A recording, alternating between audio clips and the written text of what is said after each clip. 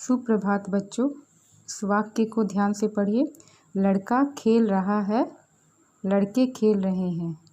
इससे क्या पता चल रहा है लड़का से कि यहाँ एक लड़का खेल रहा है, और लड़के से एक से अधिक लड़के हैं, खेल रहे हैं। इस वाक्य में लड़की पढ़ रही है और यहाँ लड़कियाँ पढ़ रही है, तो इससे पता चल रहा है लड़की से कि एक लड़की पढ़ रही है, और इस वाक्य से पता चल रहा है कि एक से अधिक लड़कियां पढ़ रही है, क्योंकि यहाँ लड़कियां लिखा हुआ है।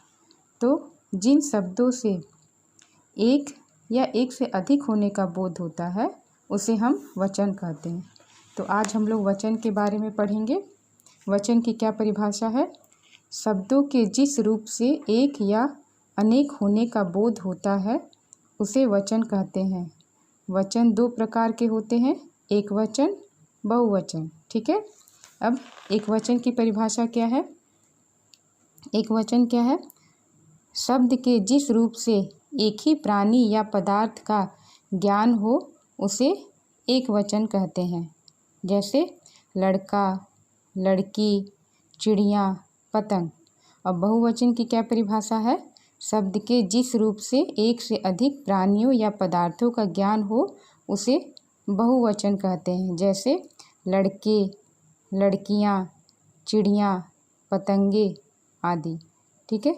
तो एक वचन और बहुवचन का बहुत सारा रूप दिया हुआ है। जैसे कपड़ा का कपड़े होता है, कमरा का कमरे, किला का किले।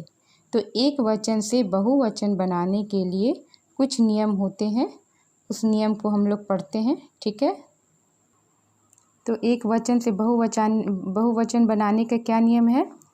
लिखा हुआ है, अक्रांत पुल्लिंग शब्द एक वचन और बहुवचन में एक जैसे ही रहते हैं।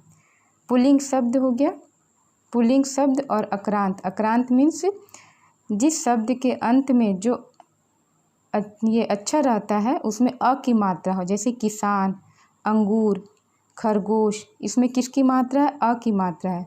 स में अ की मात्रा लगी हुई है।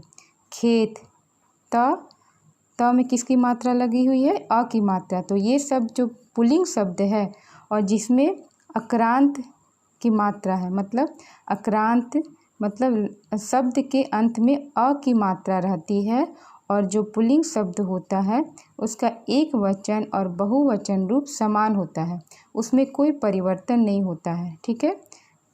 एक अक्रांत पुल्लिंग शब्द में जिस शब्द के अंत में अ की मात्रा रहती है।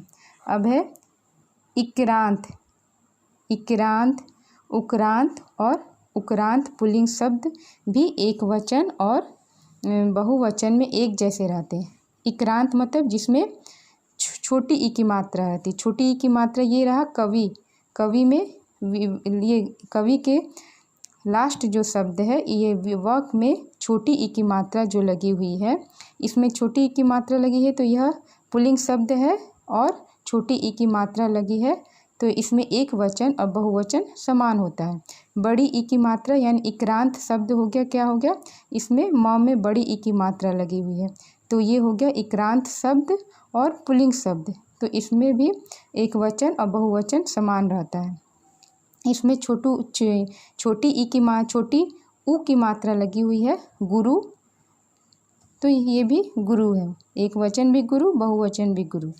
जुगनू, इसमें न में बड़ी ऊ की मात्रा है। बड़ी उक्रांत पुल्लिंग शब्द, जुगनू पुल्लिंग शब्द है और इस न में बड़ी ऊ की मात्रा है, तो जुगनू एक वचन और बहुवचन में समान होंगे। तो छोटी ई की मात्रा मतलब इक्रांत शब्द, बड़ी ई की मात्रा बड़ी इक्रांत, उक्रांत और उक्रांत पुल्लिंग शब्द में एक वचन और बहुवचन समान होते हैं। ठीक है। दूसरा नियम है, अक्रांत पुल्लिंग स्त्रीलिंग शब्दों का बहुवचन बनाते समय अंत का अ स्वर ए में बदल जाता है। जैसे अक्रांत स्त्रीलिंग शब्द आवाज, आवाज स्त्रीलिंग शब्द है, इसका अंत वाला शब्द ज, इसमें अ की मात्रा लगी है, तो ये कैसे बहुवचन में परिवर्तित होगा? ये इसमें आवाजें ए की मात्रा लग जाएगी। ठीक है। ये वाली ए की मात्रा में परिवर्तित हो जाएगा। औरत, औरत स्त्रीलिंग शब्द है और त में अ की मात्रा लगी हुई है, अक्रांत स्त्रीलिंग शब्द हो गया, तो इसका बहुवचन बन रहा है औरतें। आँख, आँखें, ठीक है। इसी तरह हो रहा है, जितना भी स्त्रीलिंग शब्द है अ है तो ए हो जा रहा है। दूसरा नियम है, अक्रांत स्त्रीलिंग शब्दों का बहुवचन बनाते समय उनके अंत में ए जोड़ा जाता है। जैसे ये आशा, आशा एक स्त्रीलिंग शब्द है।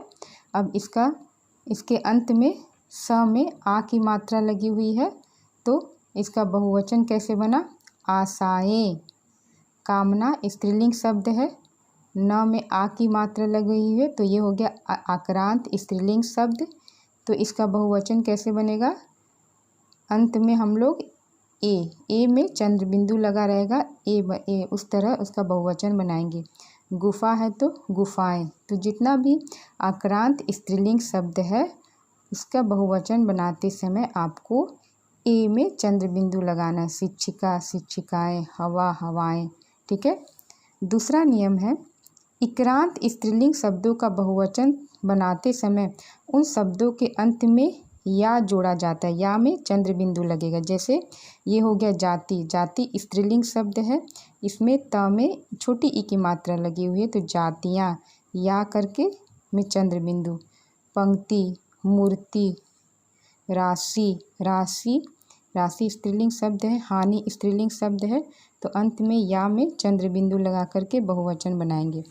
दूसरा है, बड़ी इक्रांत स्त्रीलिंग शब्दों का बहुवचन बनाते समय शब्द के अंत में स्वर बड़ी ई स्वर छोटी ई में बदल जाता है, छोटी ई में बदल जाता है और फिर उसके साथ या जोड़ा जाता है। जैसे आंधी स्त्रीलिंग शब्द है, तो आंधी में किसकी मात्रा लगी? ध में बड़ी ई की मात्रा। तो जैसे ही बहुवचन होगा तो छोटी ई की मात्रा लग जाएगी और या लगा के चंद्र बिंदु लगेगा। उंगली, ये भी स्त्रीलिंग शब्द है, ल में बड़ी ई की मात्रा है, छोटी ई की मात्रा लगा के या करना है, ठीक है, जब भी इक्रांत स्त्रीलिंग शब्द रहेगा तब। दूसरा नियम है कि उक्रांत और उक्रांत स्त्रीलिंग शब्दों का बहुवचन बनाते समय शब्द के साथ ए जोड़ा जाता है और अंत का स्वर बड़ा उ छोटा उ में बदल जाता है। जैसे झाड़ू, ये है स्त्रीलिंग शब्द, बड़ा उ की मात्रा है, तो बहुवचन बनाते समय छोटा उ की मात्रा ए लग जाएगा इसमें। झाड़ुएँ, ठीक है। तराजू, तराजुएँ, बहू, बहुएँ। तो इस तरह, तो इन सब नियमों से एक वचन और बहुवचन बनाया जाता है, ठीक है। आशा करती हूँ कि आपको समझ में आ गया होगा किस तरह एक वचन से बहुवचन बनाया जाता है। आप इस पाठ को ध्यान से पढ़िए, जिससे और आपको समझ में आएगा। धन्यवाद।